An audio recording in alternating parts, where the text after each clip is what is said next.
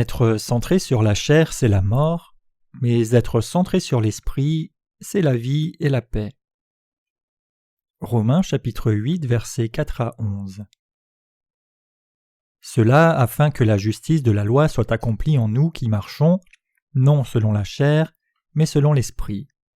Ceux en effet qui vivent selon la chair s'affectionnent aux choses de la chair, tandis que ceux qui vivent selon l'esprit s'affectionnent aux choses de l'esprit. Et l'affection de la chair c'est la mort, tandis que l'affection de l'esprit c'est la vie et la paix, car l'affection de la chair est inimitié contre Dieu, parce qu'elle ne se soumet pas à la loi de Dieu et qu'elle ne le peut même pas. Or ceux qui vivent selon la chair ne sauraient plaire à Dieu.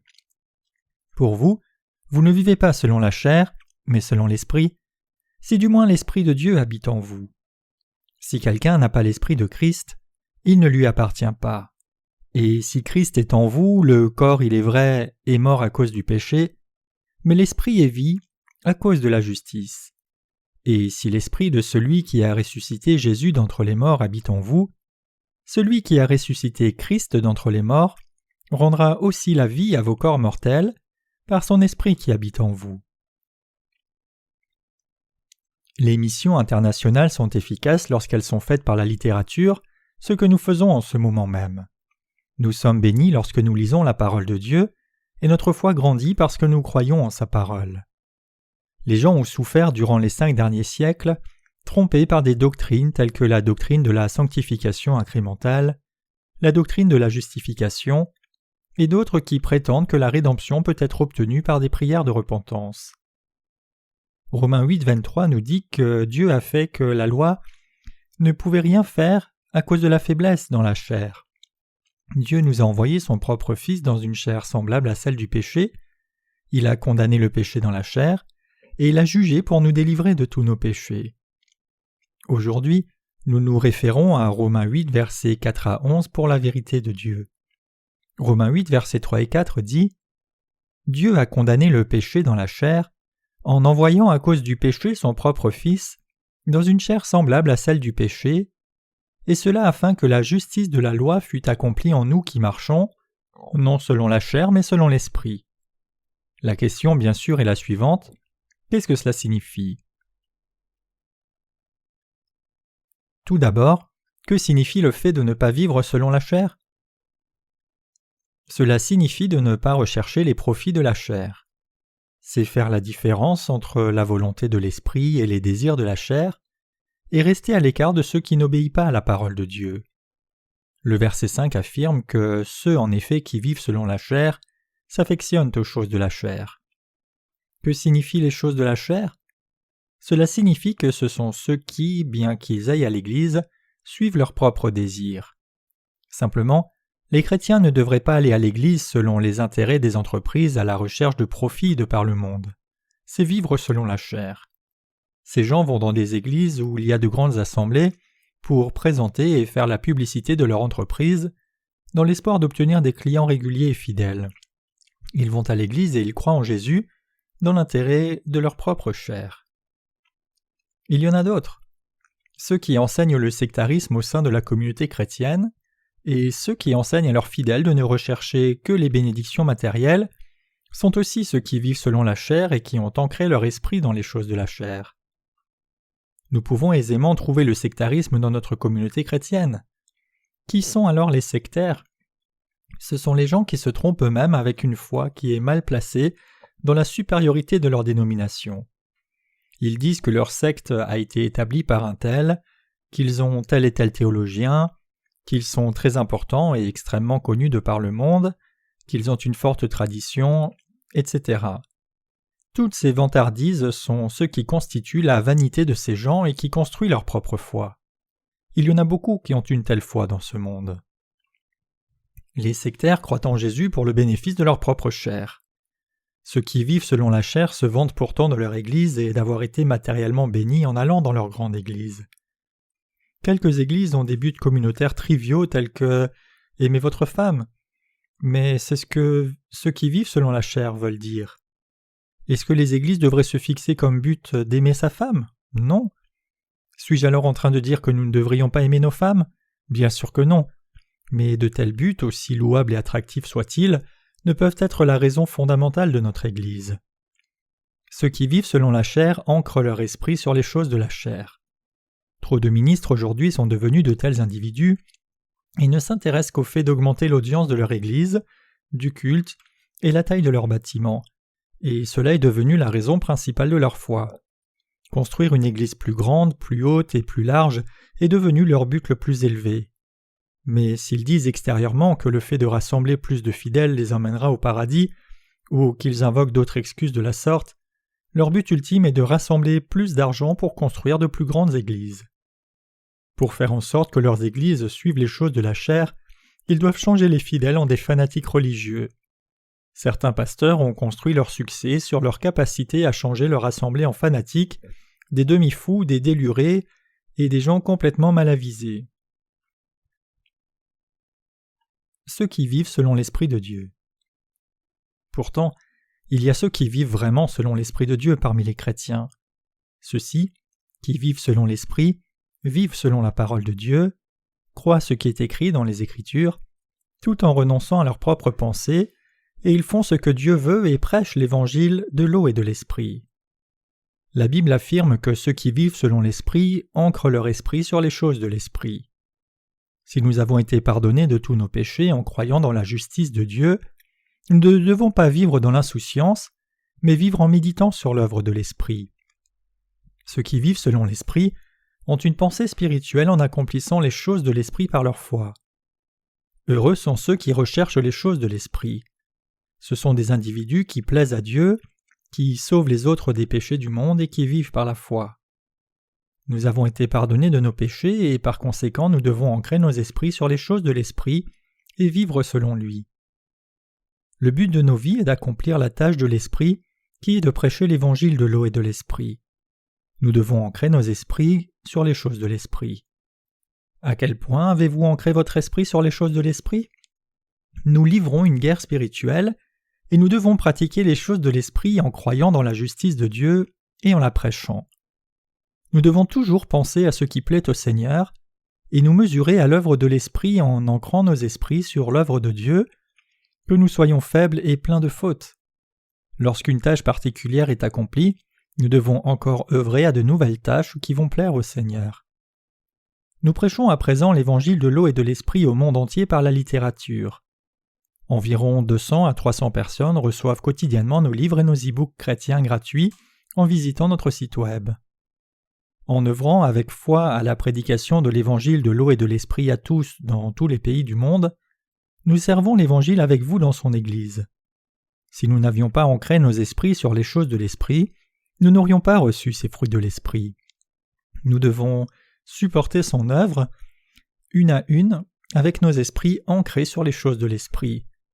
Alors nous plairons à notre époux spirituel Jésus-Christ, comme la femme vertueuse des Proverbes chapitre 31.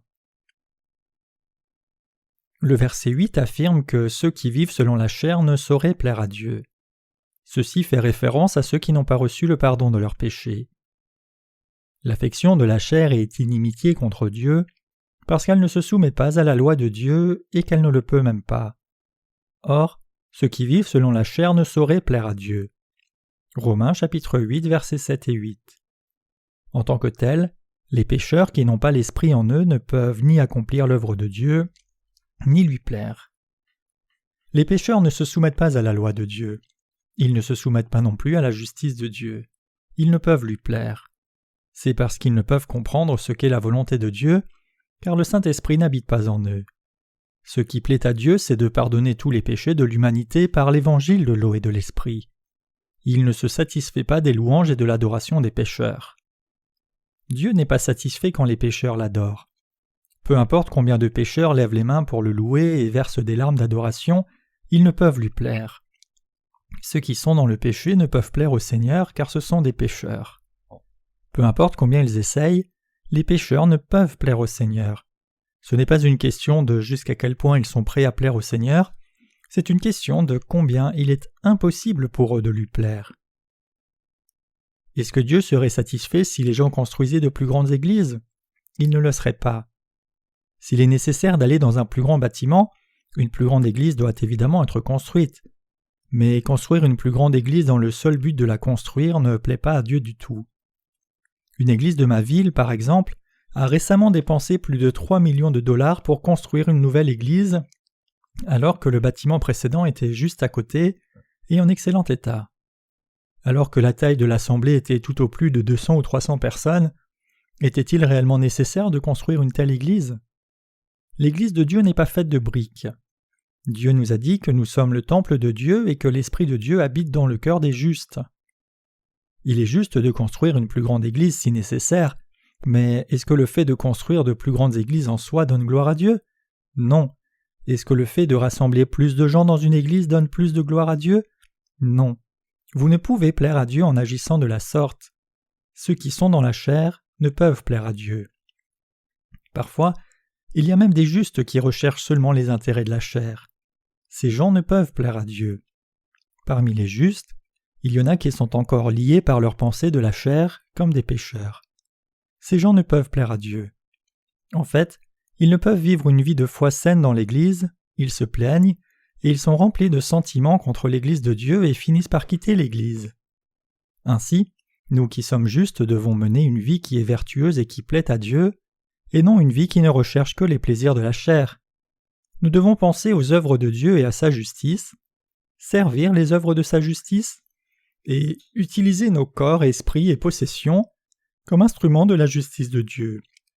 Nous devons vivre une vie qui plaise à Dieu. Ceux qui sont dans l'Esprit de Christ. Lisons le verset 9 ensemble. Pour vous, vous ne vivez pas selon la chair, mais selon l'Esprit, si du moins l'Esprit de Dieu habite en vous.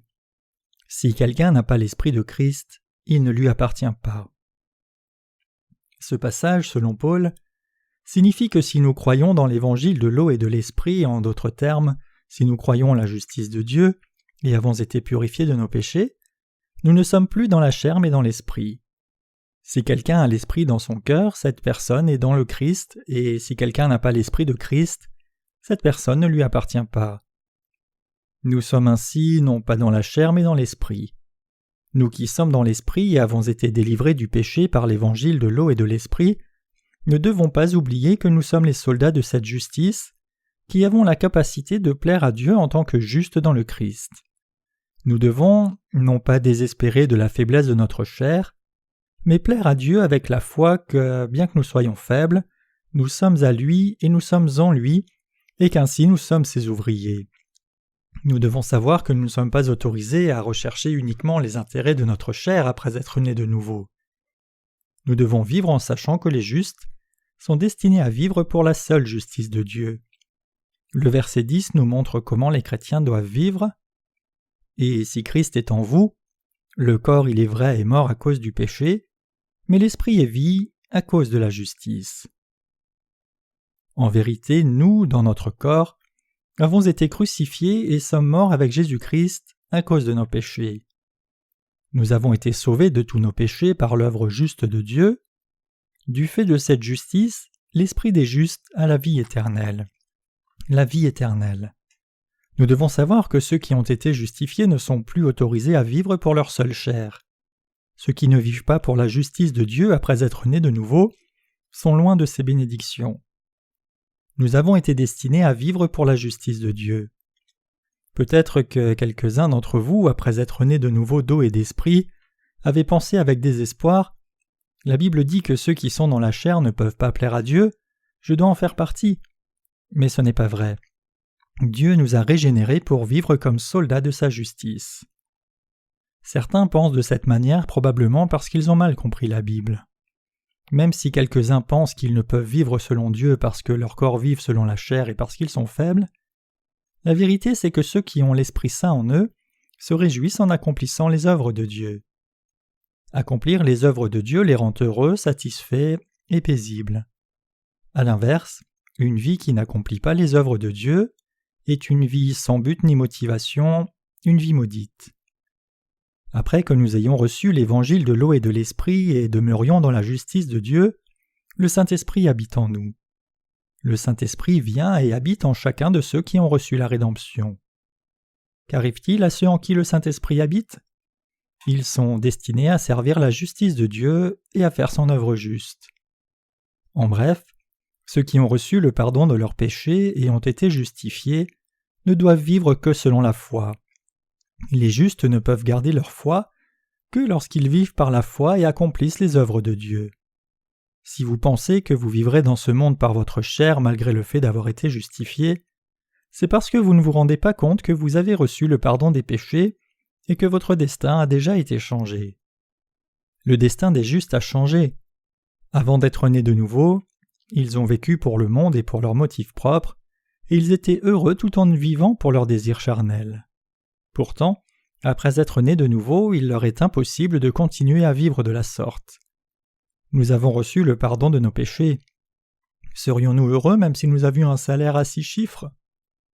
Lorsque nous nous sommes voués à délivrer les autres âmes de ce monde, comment nous satisferions-nous des seules choses matérielles? Je vous demande en d'autres termes de penser très fort aux choses de la chair et aux choses de l'esprit. Vous n'avez pas besoin de faire ces choses pour les avoir. Tout ce que vous avez à faire, c'est de réfléchir sérieusement. J'ai jusqu'à présent prêché sur Romains chapitre 1 à 6 dans mon précédent livre sur Romains, et du chapitre 7 à 16 dans ce livre-ci. Ces 2 livres de sermons, les volumes 4 et 5 de ma série de livres chrétiens, seront envoyés aux chrétiens de par le monde pour être lus. Je suis sûr que beaucoup de gens connaîtront la justice de Dieu grâce à ma série de livres chrétiens.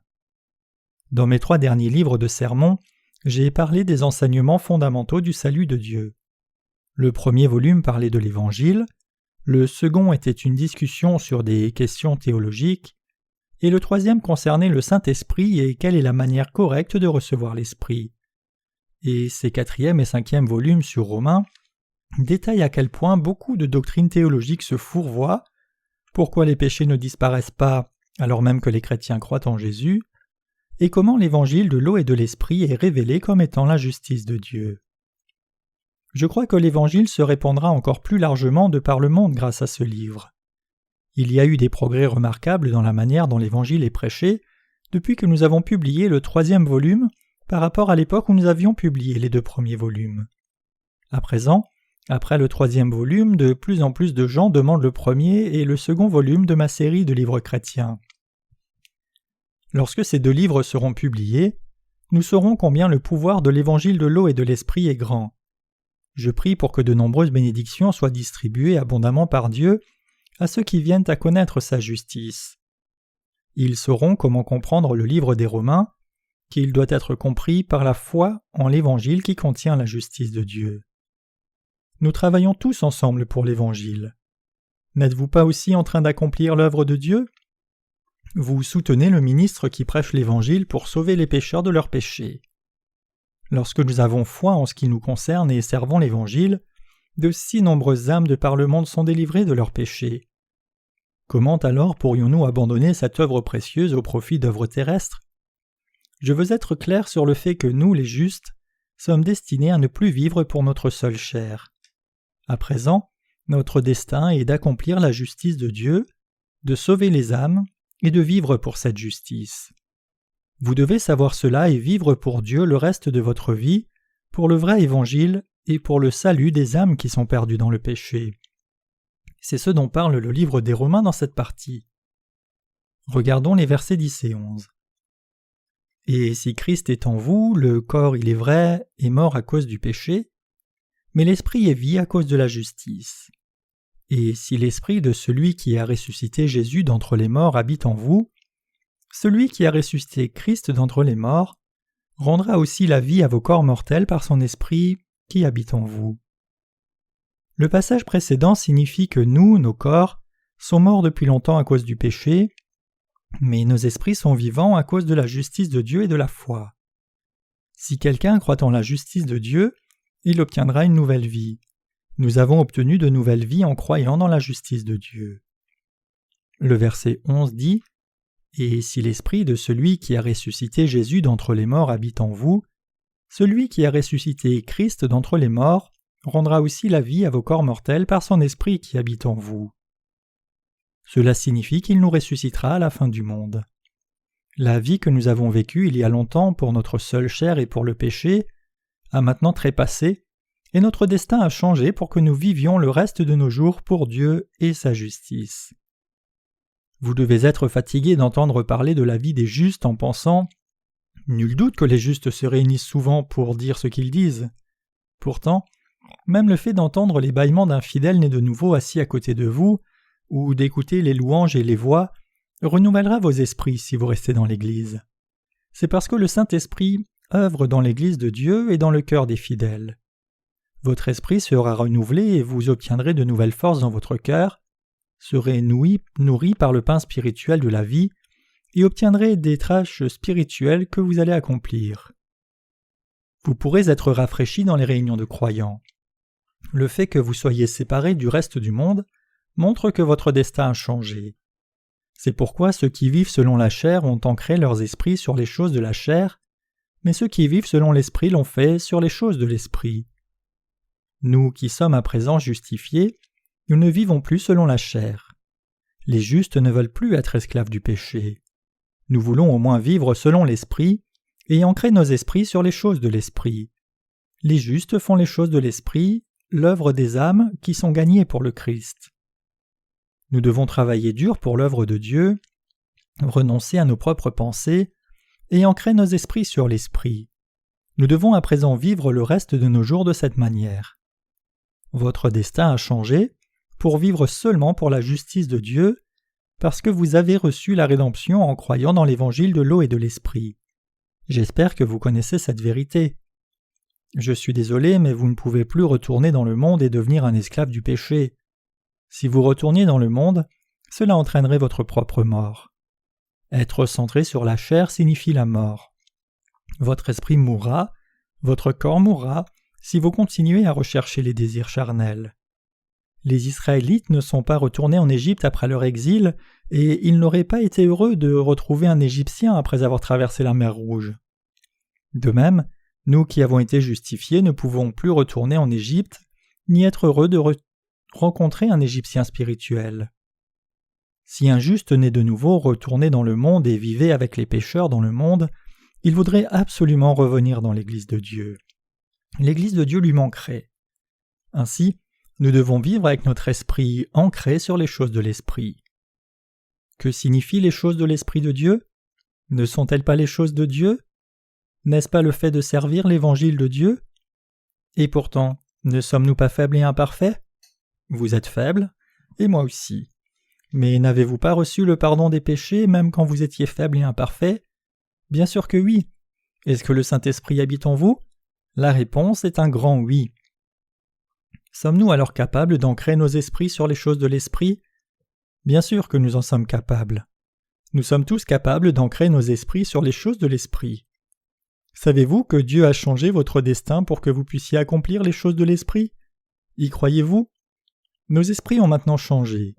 Si vous ne savez pas que votre esprit a changé alors que c'est le cas, cela ne vous apportera que des ennuis. Vous devez ancrer votre esprit très vite sur la justice de Dieu.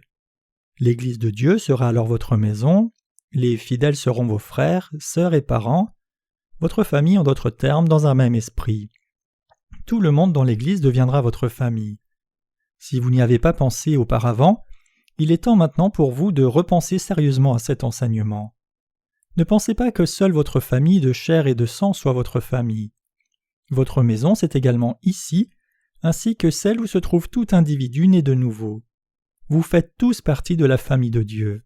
C'est pourquoi nous devons vivre selon l'Esprit, nous devons vivre pour Dieu, car le fait d'être centré sur le spirituel permet d'obtenir la paix.